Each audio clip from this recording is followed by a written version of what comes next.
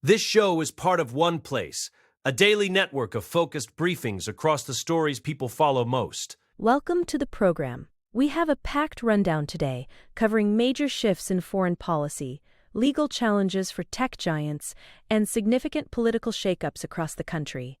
Let's get right into it. Trump extends the Iran ceasefire after a frantic day. OpenAI faces a criminal probe over a campus shooting. ICE detains a soldier's wife during an immigration meeting. Virginia voters approve a Democratic-led redistricting ballot measure. A Florida congresswoman resigns amid serious ethics violations. President Trump participates in a marathon Bible reading event. Kevin Warsh faces a fiery Federal Reserve confirmation hearing. Vermont blocks federal rules restricting youth gender-affirming care. Starting with Iran diplomacy. Tuesday was a whirlwind of diplomatic activity in Washington as the world watched to see if Vice President J.D. Vance would head to Islamabad for peace talks with Iran. Air Force Two was prepped and ready, but the flight never took off. Instead, President Trump announced via Truth Social that he is extending a ceasefire with Iran, which was set to expire Wednesday evening. This move gives the Iranian regime more time to develop a unified proposal to end the conflict. It is the second time in 2 weeks that Trump has stepped back from threats of escalation, choosing instead to buy more time for negotiations as the war approaches its second month. The day was marked by uncertainty, especially since Iran never officially committed to attending the Islamabad talks. This left the White House in a precarious position, debating whether to send Vance without any guarantee of a partner at the table. We saw key negotiators like Steve Witkoff and Jared Kushner return to D.C. from Miami rather than heading abroad, signaling the postponement. Trump noted that Pakistan requested the extension to facilitate the process. Interestingly, unlike previous extensions, no specific deadline was set this time. Experts suggest there is no clear formula for ending such wars, but Trump's strategy of alternating between military threats and diplomatic extensions continues to keep the international community on edge. Next, the OpenAI investigation. OpenAI is now under a criminal investigation in Florida regarding the role ChatGPT may have played in a mass shooting at Florida State University. Attorney General James Uthmeier announced that the review revealed a need for a deeper probe into how the AI chatbot interacted with the suspect, Phoenix Eichner. Prosecutors alleged that the chatbot provided specific advice on the type of firearm and ammunition to use, as well as identifying high population areas on campus and the best times to carry out an attack. Uthmeier argued that if a human had provided this level of detailed guidance, they would be charged with murder, and he is now seeking to determine the criminal culpability of the company. OpenAI has responded by stating that ChatGPT is not responsible for the crime, and that the bot did not encourage or promote illegal acts. They claim the system merely provided factual responses based on information already available across the public internet.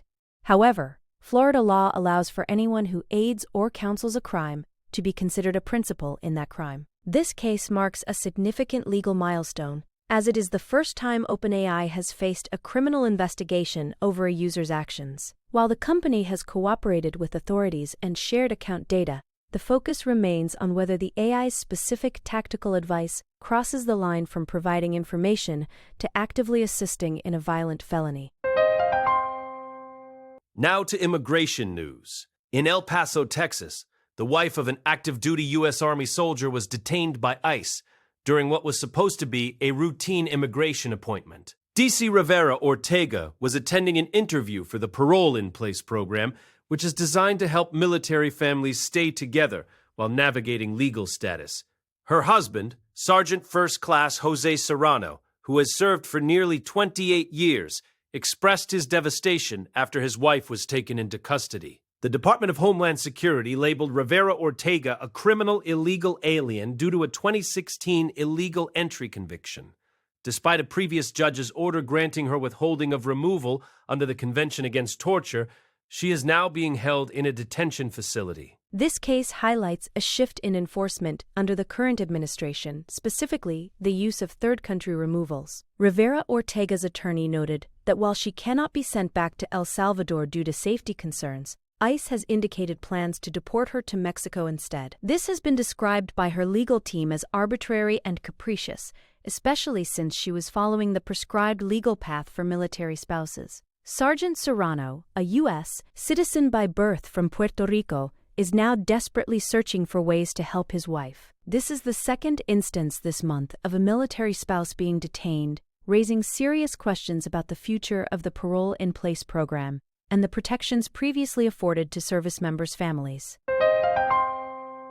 Moving to Virginia's vote. Virginia voters have approved a pivotal ballot measure that allows the Democratic-led legislature to redraw the state's congressional districts. This move effectively bypasses the state's bipartisan redistricting commission, a shift that could have massive implications for the upcoming midterm elections. The Associated Press called the race after a narrow majority of voters backed the change. Proponents argue this is a necessary step to counter Republican efforts in other states, while critics see it as a partisan power grab. The new map could potentially allow Democrats to secure 10 out of the state's 11 congressional seats, a significant increase from the 6 they currently hold. This 4-seat swing is a major boost for the party's national efforts to retake the House. The election was incredibly close, with the yes side winning by only about 3 percentage points. This narrow margin reflects a confused and divided electorate, likely influenced by a heavy barrage of campaign ads from both sides. This result is part of a larger national tug-of-war over redistricting that began when President Trump encouraged Texas lawmakers to create more Republican-leaning seats. While California and Virginia have now moved to offset those GOP gains, the legal battle is far from over.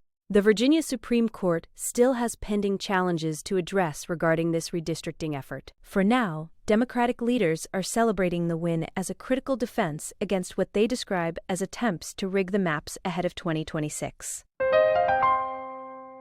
Next, a congressional resignation. Democratic Congresswoman Sheila Chairfullis McCormick has resigned from her position following a scathing ethics investigation. The House Ethics Committee found she committed over 20 violations, including the illegal funneling of U.S. disaster aid into her election campaign. Perhaps most shocking were the allegations that she used these funds for luxury personal items, including a 3-carat yellow diamond ring valued at over $100,000. Her resignation came just minutes before the committee was set to meet and recommend formal punishment.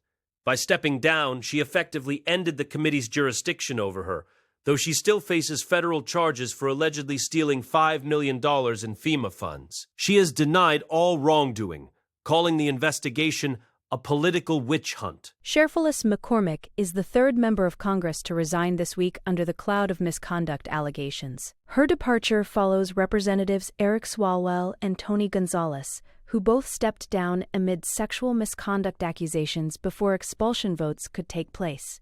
This wave of resignations highlights a period of intense scrutiny within the House. In her farewell statement, Chairfullis McCormick claimed she was not given adequate time to prepare a defense, and that the timing of the ethics probe interfered with her ongoing criminal case. Despite her claims of innocence, the federal charging documents suggest a complex scheme involving the diversion of government contracts to friends and relatives who then donated the money back to her campaign. Her seat will now remain vacant until a special election. Now to Trump's reading. President Trump recently participated in a marathon Bible reading event at the Museum of the Bible in Washington. He read a passage from 2 Chronicles, a text frequently cited by Christian conservatives as a call for national repentance and divine blessing. The reading was pre-recorded in the Oval Office and released as part of the America Reads the Bible event, which commemorates the 250th anniversary of U.S. independence. This participation comes at a time when the administration is increasingly vocal about the role of Christianity in American governance. For instance, Defense Secretary Pete Hegseth has been known to lead prayers and cite scripture during official press briefings, signaling a tight alignment between the executive branch and religious conservative movements. The timing of this reading is particularly notable given Trump's ongoing public rift with Pope Leo XIV. The Pope has been critical of the U.S. military involvement in Iran, warning against the manipulation of religion for political or military gain. Trump has countered by stating he has a right to disagree with the Pope. Additionally, the president recently faced backlash from some religious supporters after sharing an AI-generated image that depicted him in a Jesus-like light. Despite these controversies, the organizers of the Bible-reading event hope it encourages a return to spiritual foundations. The week-long event features various prominent conservatives, including Marco Rubio, all contributing to a continuous reading of the entire Bible to emphasize its historical and spiritual importance to the nation. Shifting to the Fed, Kevin Warsh faced a grueling confirmation hearing on Tuesday as he seeks to become the next Federal Reserve chairman. Democratic senators, led by Elizabeth Warren, were highly critical, with Warren even suggesting that Warsh would act as a sock puppet for President Trump. The concern stems from Trump's public desire for lower interest rates to stimulate the economy, a stance that has led to frequent clashes with the current Fed chair, Jerome Powell. Warren argued that having a leader who conforms to the president's agenda would compromise the independence of the central bank and potentially allow for self-enrichment. Warsh firmly denied these claims, asserting that the Fed's self-governance is essential and that he would remain committed to its institutional independence if confirmed. The hearing also delved into Warsh's financial disclosures and potential links to Jeffrey Epstein. Senator Warren questioned him about an investment fund worth at least $100 million, asking if any of the underlying assets were tied to Epstein or Chinese-controlled companies. Warsh declined to answer the specific details of the holdings, but stated he would divest his interests if he takes the role. While his name appears in Justice Department files related to Epstein, there is no direct implication of wrongdoing. Warsh also used the platform to deny that any secret deal was made with Trump regarding interest rate cuts in exchange for the nomination. The debate highlights the intense political pressure surrounding the leadership of the nation's most powerful economic institution. Finally, the Vermont ruling. Vermont Attorney General Charity Clark has won a significant legal victory against the Trump administration regarding gender-affirming care for minors. A federal judge in Oregon ruled in favor of a 20-state coalition, blocking a proposed rule from Health and Human Services Secretary Robert F. Kennedy, Jr. The rule sought to withhold Medicaid and Medicare funding from any hospital providing such care to young people. Judge Mustafa Kasupai's ruling stated that Kennedy lacked the legal authority to unilaterally revise medical standards in this manner. This decision protects Vermont's 2023 SHIELD laws, which were specifically designed to safeguard providers and patients. The judge's opinion was quite sharp, suggesting that the administration's approach was legally unsound and posed a risk to vulnerable communities. The ruling aligns with the positions of major medical organizations like the American Medical Association, which support access to gender-affirming care. Attorney General Clark celebrated the decision as a win for bodily autonomy and the rights of transgender youth. Vermont is now positioning itself as a haven for those seeking these services, with state health officials reaffirming their commitment to maintaining access regardless of federal shifts. The University of Vermont Medical Center's Transgender Youth Program is expected to see continued support as a result of this legal block. The judge granted summary judgment, indicating that the legal arguments were clear enough that a full trial was not necessary. This case remains a focal point in the broader national debate over healthcare rights and federal authority. That wraps up our briefing for today. Be sure to follow us for your next daily update on the stories that matter. Thanks for listening.